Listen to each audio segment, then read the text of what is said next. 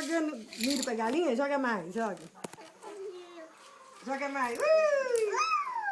Caiu até no cabelo. Joga mais, joga.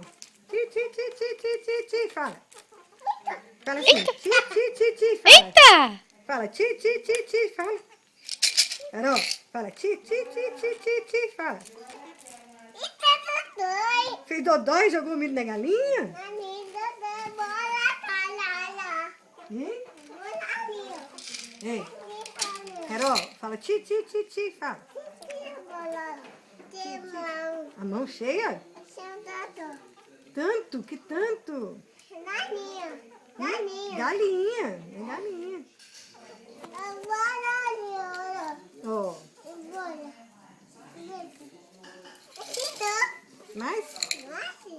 Mais?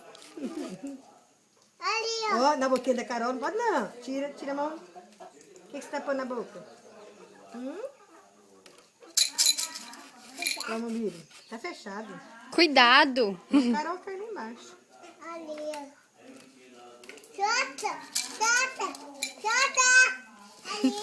Solta o quê?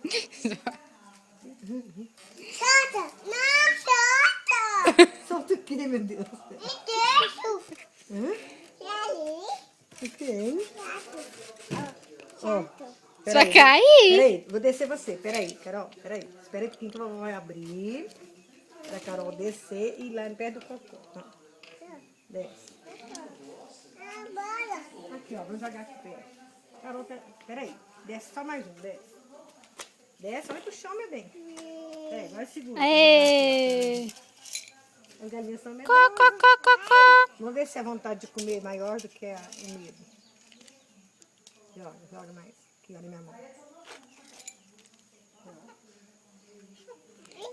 Eita.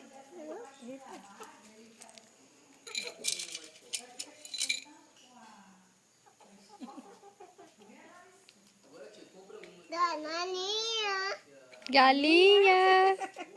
Chama a galinha, chama. Ó, a galinha.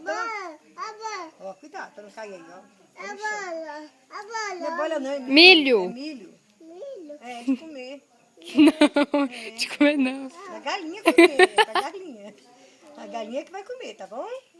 É, pra ela comer. Joga o milho pra ela comer, joga. Aí, mais aqui, ó.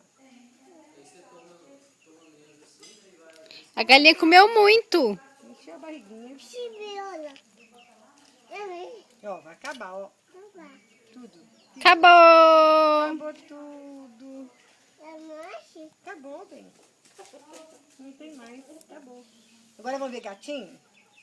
Tem aqui, vamos ver? Gatinho aqui, vamos?